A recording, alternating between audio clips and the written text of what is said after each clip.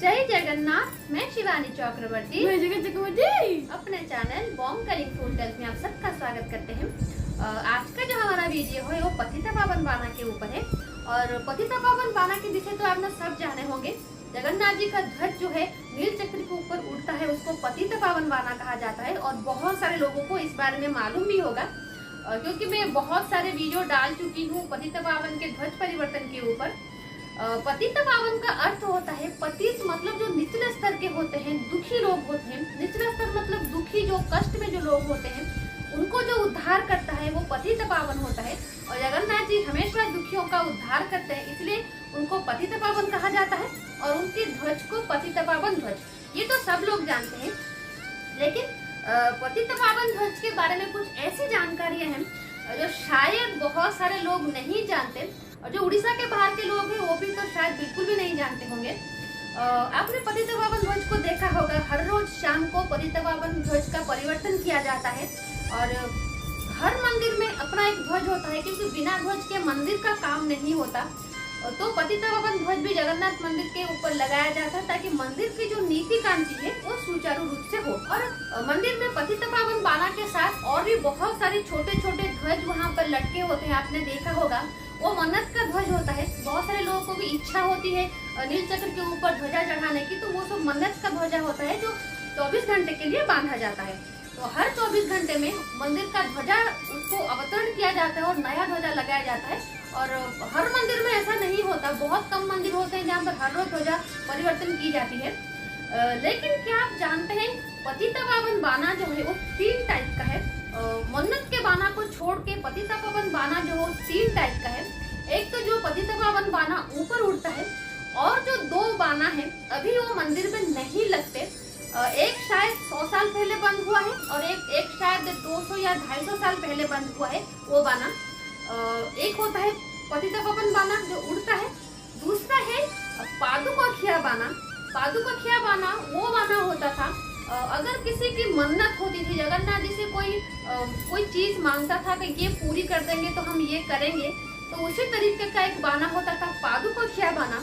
वो सीधा नील चक्र से नीचे तक आता था, मंदिर के नीचे तक आता था। और जो मानसिक धारी होते हैं, जिन्होंने मन्नत मांगी होगी, और वो बाना वो प्रदान करते थे। और वो बाना काफी कीमती होता था, क्योंकि वो सीधा मंदिर के जो नील चक्र है वहां से नीचे तक आता था। और जो मन्नतधारी नीचे खड़े होते थे, उसको वहां पर वो पकड़कर नीचे जो जगन्नाथ जी का जो तुलसी डंडा है, जिसको पादुका कहा जाता है, उसका वो सेवन करते थे। और जो सबसे बड़ा ध्वज होता है, सबसे बड़ा बाना होता है, उसको कहा जाता था सागर भीजा बाना। मतलब एक आदमी जो जगन्नाथ जी के पास कोई मन्नत करता था और जगन्नाथ जी उसकी मन्नत पूरी कर देते थे, तो वो नील चक्र से जो ध्वजा बंधा होता था उसको पकड़ के सागर में जाके मंदिर को देख के डुबकी लगाता था। मतलब वो बाना का लंबाई इतना होता था ताकि नील चक्र से वो सीधा समंदर की ओर जाता था। बहुत सारे लोग जो व्यूअर्स हैं उनको इस बात पे बिल्कुल भी यकीन नहीं हो रहा होगा। जैसा मैंने कहा कि ये जो है वो 200 साल पहले बंद हो चुका है, और ऐसा होता था। इसका कारण है जगन्नाथ जी के दर्शन करने की एक विधि है, और वो विधि आज भी है। और वो ये है कि जगन्नाथ मंदिर से आप एंटर करने से पहले आपको समंदर में नहाना है, जो महोदधि है। महोदधि स्नान करने के बाद ही अगर जगन्नाथ जी की आप दर्शन करते हैं तो आपको हजारों बार दर्शन करने का पुण्य मिलता है, ऐसा माना जाता है। इसलिए बहुत सारे लोग जो सीधे आते हैं, मंदिर ना जाके महोदधि में स्नान करते हैं, उसके बाद जाते हैं जगन्नाथ जी के दर्शन के लिए। और जब भी महोदधि में स्नान करते हैं, डुबकी लगाते वक्त मंदिर पहले दिखता था। मंदिर पहले दिखता था, क्योंकि अभी वहाँ पर सीशोर पे बहुत सारे होटल्स वगैरह हो गए हैं और काफी ऊंची ऊंची इमारतें हैं, अभी वो मंदिर नहीं दिखता। लेकिन 200 साल पहले की बात कुछ और थी। कच्चे घर हुआ करते थे और मंदिर हर जगह से दिखता था, क्योंकि जगन्नाथ मंदिर काफी बड़ा है, तो मंदिर हर जगह से दिखता था। तो ये जो सागर भीजा बाना जिसकी मैं बात कर रही हूँ, जब ये कोई मन्नतधारी, बहुत कम लोग होते थे जो इस तरह की मन्नत मांगते थे कि सागर भीजा बाना उन्हें बांधना है मंदिर में। जो लोग सागर भीजा मन्नत मांगते थे, वो उस पतिता पावन बाने से एक रिबन जैसा पतला सा कोई कपड़ा बांधते थे, जो नील चक्र का जो मुख्य बाना है पतिता पावन बाना, उससे बांधा जाता था। और उसको पकड़ के लोग अभी की जो पूरियों की गली है ना, पूरी शहर की जो गलियां वगैरह हैं, उसी से होते हुए इस धागे को पकड़ते हुए जाते थे समंदर किनारे। और वो धागा काफी लंबा होता था, कभी कभी 2 किलोमीटर 2.5 किलोमीटर लंबा रास्ता होता था। और उसी हिसाब से वो रिबन होता था, कपड़ा नहीं बांधा जाता, क्योंकि रिबन थोड़ा सस्ता होता था। तो उसी तरीके से धागा हो या फिर रिबन हो, उसी तरीके से वहां पर बांध के उसको लेके जाते थे सागर की ओर। और महोदधी, जिसको सागर कहा जाता है, पूरी में महोदधी कहा जाता है, वहां पर जाकर उसी रिबन को पकड़कर, उसी धागे को पकड़कर समंदर में डुबकी लगाते थे। और उस वक्त उन्हें जगन्नाथ जी के मंदिर जो नील चक्र है उसको वहां पर देखना होता था।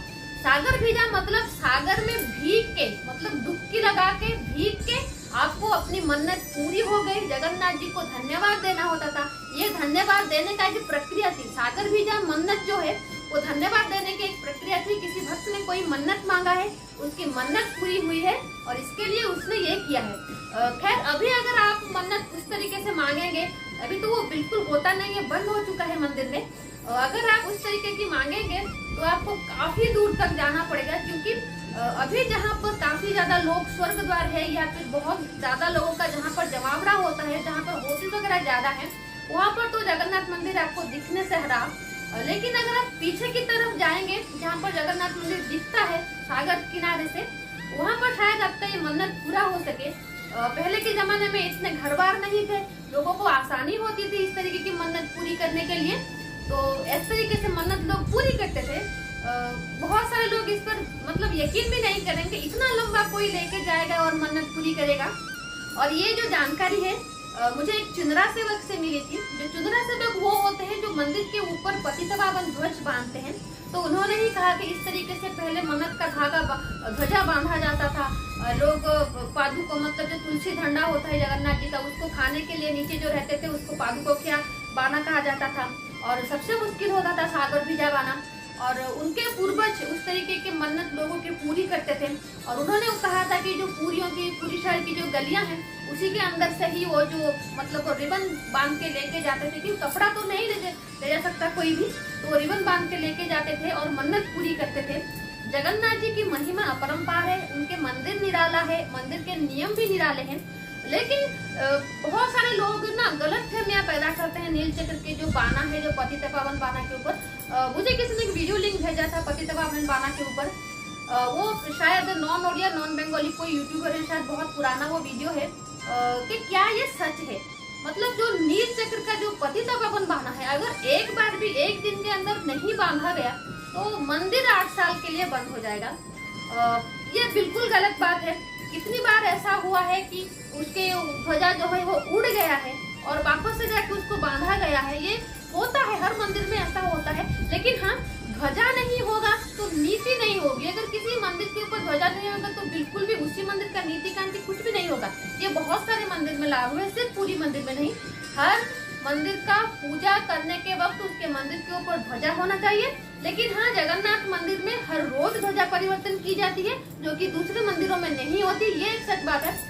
मैंने अपने वीडियो में बहुत सारी ऐसी जानकारियां दी है जगन्नाथ मंदिर को लेकर, जो अफवाह झूठ लोग फैलाते हैं। जैसे कि जगन्नाथ मंदिर के नील चक्र के ऊपर कोई भी पंछी नहीं उड़ता। आपने देखा होगा, मैंने शॉर्ट्स वीडियो डाले हैं, लॉन्ग वीडियो भी डाले हैं जगन्नाथ जी के ध्वजा परिवर्तन के ऊपर। अमूमन हर वीडियो में आपने देखा होगा कि पंछी उड़ते रहते हैं और पंछी बैठते भी वहां पर है। कबूतर बैठते हैं, चील बैठता है, बहुत सारे पक्षी बैठते हैं।